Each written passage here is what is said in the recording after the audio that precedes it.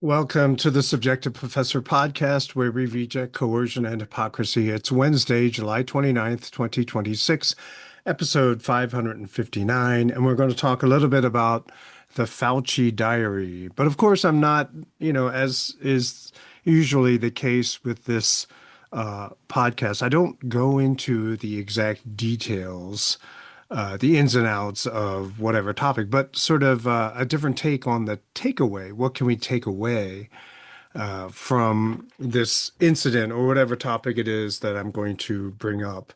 And so, as far as the Fauci diary is concerned, I mean, it's like over 1,000 pages. There's a lot that one could probably talk about. I haven't read it. I don't have the time to read 1,000 pages, but I have read other people's sort of comments on what is actually in those diaries, not in that diary, the one diary. Now, the first question I had, and I'm sure you had it as well, was how did Rand Paul get a copy of his diary, a personal diary? And I don't know if you say diary, I say diary. I'm thinking, because I'm old school, that it is actually a physical book that he just sat down and just wrote in every day. Silly me. No, he typed it on his computer, which is, of course, a government computer. And so all of these entries are on government servers. Huh. Kind of reminds me a little bit about Hillary Clinton. I don't know. But anyway, Senator Robert F. Kennedy, who's Department of Health Secretary now, I guess, he stated that it took 8 months to locate and get all. I think I got this information from AI, Google search or whatever. And basically, so 8 months, he looked for, located, extracted the typewritten journal files out of 11 separate government servers. And I'm guessing because he wrote all of these entries over like a 4 or 5 year period, you're going to be updating servers every couple of years or whatever. And so these entries are probably spread out over these servers. At least that's the way I understand them to be. I mean, the you can have it all collected on one directory, but the entries on your directory on your computer could be pointing to different places on different servers. At least that's the way I understand it to be. That's why optimization programs are key, I believe, anyway. So then Kennedy uh, uh, no, he said that they were classified as government records because they were on government computers, and so they were not purely personal journals. And he delivered them to Senator Paul and Senator Ron Johnson, and I believe they were subpoenaed. Okay. And I wouldn't be surprised if Kennedy let Senator Paul know that these existed, and so therefore they were subpoenaed. Because Kennedy is all about the health, make America healthy again. And of course, Rand Paul was, hounding Fauci since the very beginning because none of it made sense. I mean, I didn't do this podcast back in the day, but every day I kept saying, yeah, all of this, it's not what they say it is. And right in the very beginning, uh, what is it? Ron Paul, I think he was doing his podcast in those days as well, and he talked about doctors in his area found out about it, did research, did their own research, and then started prescribing ivermectin to everyone in their senior citizens nursing home, and no one died from cerveza, right? So it was kind of I was like, oh yeah, of course, that makes total sense. It's a variation of the flu, blah blah blah.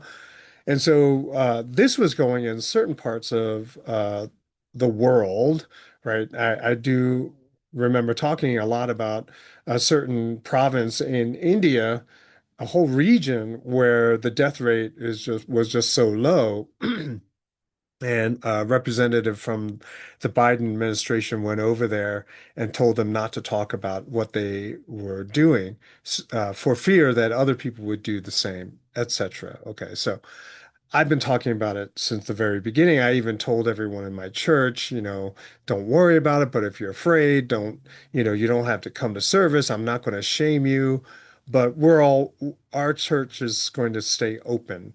And so we never canceled any services because of Cerveza. I had to cancel once because everyone got sick, or a lot of people got sick.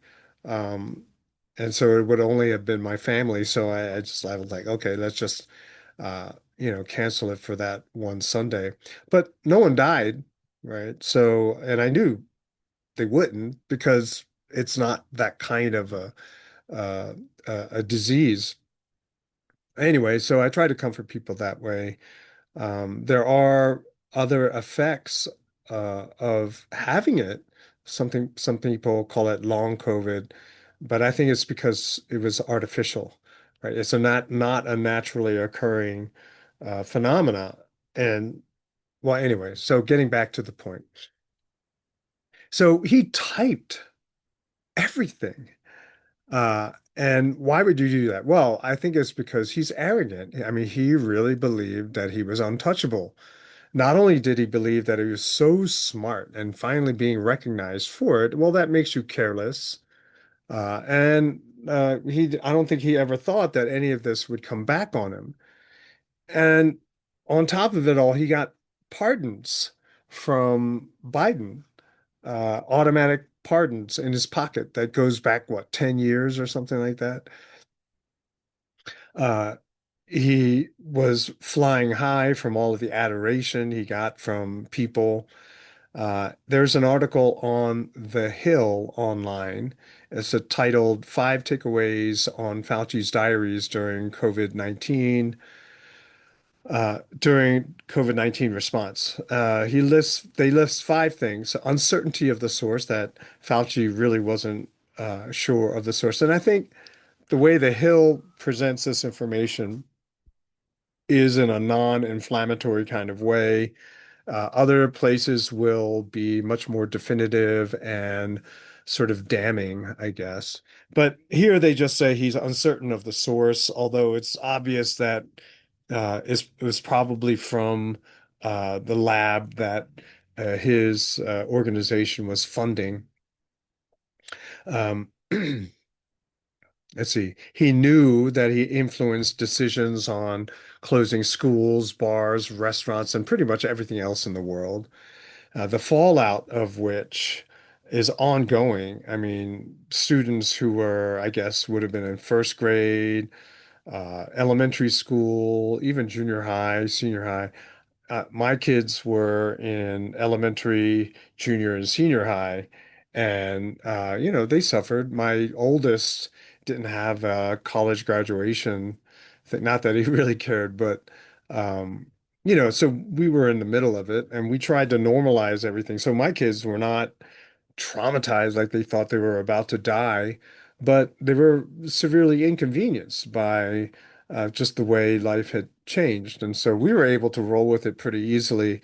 But when I was teaching in the university, um, a lot of my students were non-traditional students. They were parents, and they were so upset as to like how are they expected to work, right? The single parent families when they're accustomed to being able to go to work while their kids are at school.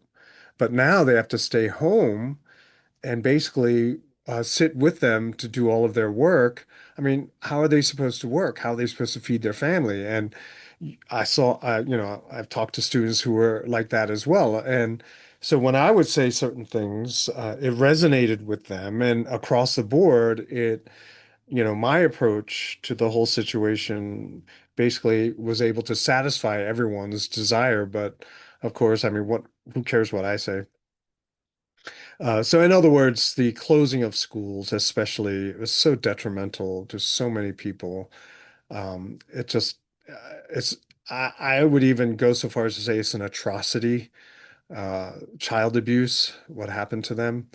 Not that I'm supporting public schools, but when you're in a pattern and all of a sudden you change everything, people are just not generally equipped to be able to adapt to that, and that level of harm that you create as a result of doing that is something I think he should also take responsibility for. He loved his media attention, but of course, that increase in popularity and all of the harm that he was creating triggered death threats, right? So he became the target. Like, why am I going through this? Why are my kids going through this? Why does my business have to go bust because I'm not allowed to open and take customers? Whose fault? It's Fauci's fault. So, of course, he's going to get death threats and threats of violence. And, of course, that's only I would expect that. He was critical of Trump, but he was fond of conversations he had with celebrities. Now, elsewhere, it's easy to see that he was aware that there were other drugs that were effective, ivermectin, and other related drugs, but he couldn't admit that they were effective. Otherwise, he would not be able to mandate the jab. And the jab, which was not safe, and the fallout of that is still ongoing. I think a lot of people refuse to admit just how unsafe it was and just how many side effects there were. Like, what is it? Accelerated cancer, cancer that was in remission, all of a sudden comes raging back. Social distancing was a joke, you know, and he rarely kept his own guidelines like masking, social distancing. He didn't keep any of that stuff. And I remember posting articles and pictures of him breaking his own rules to try to show people he doesn't really believe these things. He's saying it, but he doesn't believe in them. And the university went online, and so I would upload lecture videos, but my backgrounds on my lecture videos were articles, stories of politicians who did not keep their own laws and rules that they were using law enforcement to uh, put in place, right? So people were getting arrested, fined for, going on a beach or going onto a playground, whereas these jokers were having parties at restaurants, things of that sort. It's just all very disgusting. And so I would always have that as my background. And students, picked up, and I'm sure they were really annoyed, but I was hoping to at least trigger people to realize that they were being lied to. They can choose to believe the lies, but they didn't have to believe them. So I can see how if you're doing something so diabolical, you're doing something so evil that you would keep it oral because the risk of someone recording you is pretty low. But writing it all down, and it kind of reminded me of this theme in the original The Incredibles, the animation, and where they talk about how villains have to basically tell people what they're up to, monologuing, right? So it's like they're so excited about their plan, which they believe is just so incredible. They believe that they are smarter than everybody else, that they just have to tell everyone what they're up to. And so usually they monologue right before they kill the hero or try to kill the hero. But because they're monologuing and they're delaying the actual final act that will bring it into fruition, their plan fails, right? And so,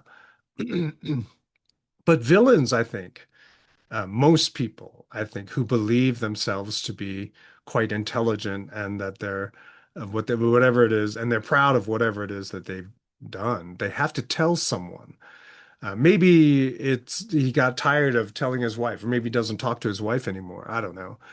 But he has to tell someone, so why not write it all down to himself, for himself, but also maybe later because someone is going to ask him to write a book, or maybe after he dies, these will be discovered, and then people, even after his death, will remember just how awesome and great he was. And so there's this need to self-aggrandize through the monologue. And this is a written monologue. But and I think that, in other words, what I'm trying to say is that in The Incredibles, the monologue is oral. They're telling you their plan, what they did, what they were hoping to achieve, what they thought of themselves. But I believe the written version is just a variation of the same monologuing psychology and behavior. I remember reading a paper on interrogation rooms of police law enforcement.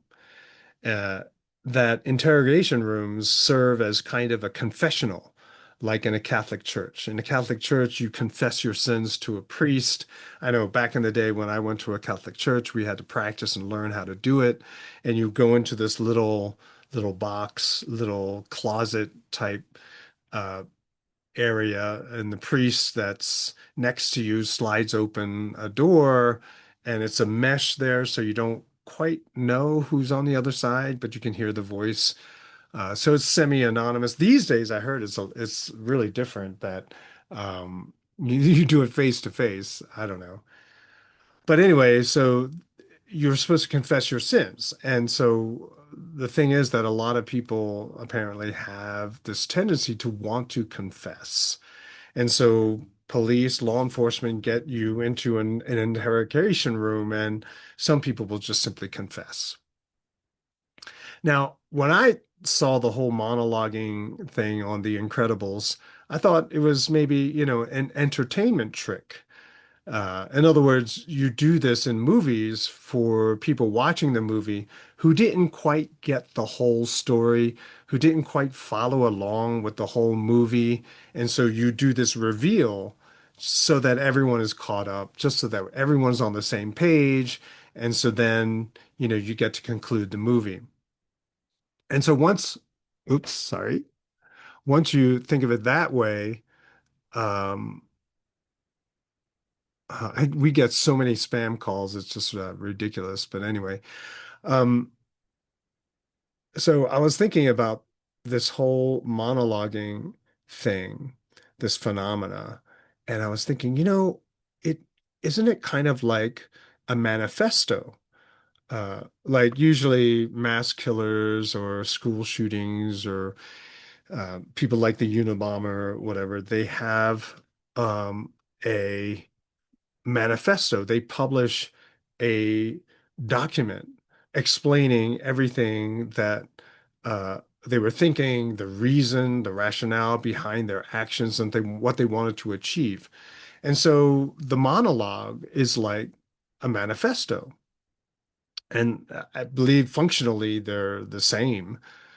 Um, so people who commit violent crimes or horrible, heinous crimes, they want people to know exactly why they did it, to make people realize that they're right and they're justified. And I want the world to know. I want the world to remember. And you can see by the manifesto that they really believe that they were right and justified.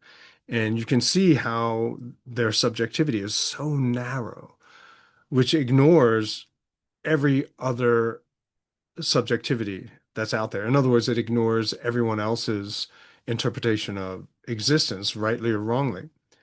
And that's what you see in the Fauci Diaries too. He's just so awesome and so great.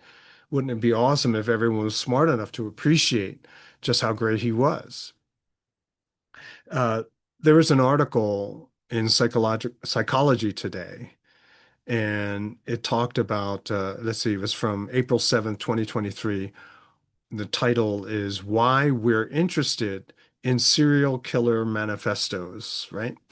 And it's interesting, right? Because it talks about reactive aggression. That is, people who have short tempers, for example, they react with aggression. And that's very common. But then there's proactive aggression. Proactive means that you're now going to plan your act of aggression. So people, serial killers or school shooters, they plan their aggression, and so they write everything ahead of time. And so that's part of the planning process. And so manifestos are a written version of essentially political speeches. If you think about it, right? Especially Mamdani's government-controlled groceries. It's a manifesto. It's an oral manifesto. Hey, this is what I'm going to do. This is why I'm going to do it. Uh, and so, this is why I'm right. And so basically, political speeches are, I think, we can make a leap and say that these are oral versions of manifestos, and manifestos are a different kind of monologue. I don't know. Hopefully you can see this connection where it's this confession, it's this airing out of what I'm planning, but it's not with the attitude that I know it's evil, but rather it's this distorted understanding of what they think is actually what they think is good. And I just think it's kind of amusing because Mamdani, when he gives his announcement about the government-controlled groceries, he thinks it's this grand plan that will save the world, but it's an evil plan. It is an evil plan. But he's telling us beforehand. So this is a proactively aggressive manifesto, oral manifesto. And why is it so evil? Well, because he's saying that the groceries are going to sell products at a 30% discount. 30%. And obviously, this guy's a rich guy. He came from a rich family. He doesn't understand that groceries do not make 30% profit on their business, right? That the profit margin of groceries are very, very small. I remember, because a lot of Asians, they do bodegas, small corner store groceries. And even though the price there is a lot higher than a grocery store, the margin is still really small. So I remember they would tell me that they would make pennies, like a 25-cent bag of potato chips. Um, if you've ever gone to a bodega, you know that the prices are different there than grocery stores. And they, for a very long time, even until recently, I don't think they have them anymore because 25 cents is nothing now. But even as recently as 10 years ago, you would have 25-cent bags of potato chips. But the profit on a single bag of potato chips is like 2 pennies or 3 pennies and 3 cents, right? So if you're going to have a 30% discount, that means you are going to operate at least a 27, 25%. Well, let's be generous, a 20% loss. A 20% loss. Uh, who's going to pay for that? Well, obviously, you are. Taxpayers are paying for it. Nothing is free that way. And so they're going to operate at a loss, which means they're also going to sell products that are much, much cheaper than other grocery stores. Why would you pay for a gallon of milk for $5 when you can have it for, let's see, 3.50 at the other store, at the government store? Right. That's 30%. Uh, close enough, but you get the idea. Okay, so I'll just do it this way. Why would you buy $10 worth of groceries from the private grocery store when you can get it for $7 at the government controlled grocery? You can buy more. Your dollar will go further. And so what happens is people stop going to the private groceries because it's too expensive. And so they all go out of business. And then all you're left with are the Mamdani government-controlled grocery stores. And eventually, because they are monopolies and there is no competition, and because they are so expensive to operate, they're going to have to reduce choices. They're going to have to always look for the cheapest option and then just going to have one option for you because they have to try to keep costs low. And so eventually, you're just going to have a what do you call it? The public school version of a grocery, right? Where you're going to have bad groceries, groceries that people don't like, empty shelves, rotting food, and that's what your groceries are going to be. And so people are going to stop going there in spite of the lower prices because they don't want to buy anything that's there. And so then they're going to go look for other groceries outside of the city limits. And then what happens is the government groceries themselves, the losses will increase, which means that they need to be bailed out by the government. And so now you're paying so much more for this government controlled grocery. And that's why they're so evil. And he basically proactively monologued his act of aggression on the people of New York City. This is what socialists do. Because of their ignorance, because of their incredible lack of understanding of basic economics, this is what they do. They think that they can defy the basic human nature. And this is why government-controlled anything is so awful. Government-controlled schools, government-controlled healthcare, government-controlled military, technology. I mean, science. You can just the list is endless. Energy, water purification. Just go on and on. Government control of anything creates monopolies. And what that means is, well, a monopoly means there's no competition, or even that competition is illegal. So eventually, what happens is they get so expensive that people start seeing that it's viable and possible to compete against these government-controlled entities. And that's when they become illegal, right? Because once you start competing with bloated, corrupt government entities, you can do it a lot cheaper, and therefore no one uses the government option. It's sort of like the post office, how they're losing billions and billions of dollars every year because they pay their workers too much. And the services therefore have to get more expensive. They don't optimize, they don't streamline anything because all of their money is being used to just simply pay people, pay the bureaucrats, pay the workers, pay their pensions, all of these other things. And so the funny thing is that tax dollars were used to create the mess. Tax dollars are used to sustain the mess. And then tax dollars are used to punish us if we try to find a better way. Right. And so the creation of the monopoly is eliminating competition, criminalizing competition, also uh, overpaying workers. And so a lot of workers just simply work for these government monopolies because they pay a lot more. That's why public schools pay more than private schools because they overpay their workers. And so you're going to attract more of the talent and they're in the process depriving everyone else in the private sector of qualified candidates. And also because you pay much more, different personalities are incentivized. All right, we're going to see more of this because of the failure of education which is provided, hey, by the government.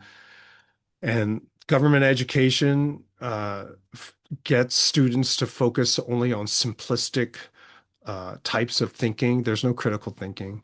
There's no consideration of consequences. There's a refusal to accept responsibility. People are only taught how to shift responsibility to the people they don't like. And that's basically why this channel exists, such as it is, small as it is, to try to educate people, teach them how to think critically. So when the world starts falling apart all around them, they know why. And maybe some people, a handful of people, will be in the position to be able to explain to other people why this is the way it is. In other words, I try to take all the technical language out of it and try to bring it down to the level where we can just sort of casually say it in everyday conversation. Well, anyway, that's it. So the Fauci Diary is just one big criminal monologue, and it's a written monologue, and then you have these monologues being very similar to manifestos, and aren't political speeches a kind of proactive monologue slash manifesto? Well, that's it for this episode. I will talk to you next time.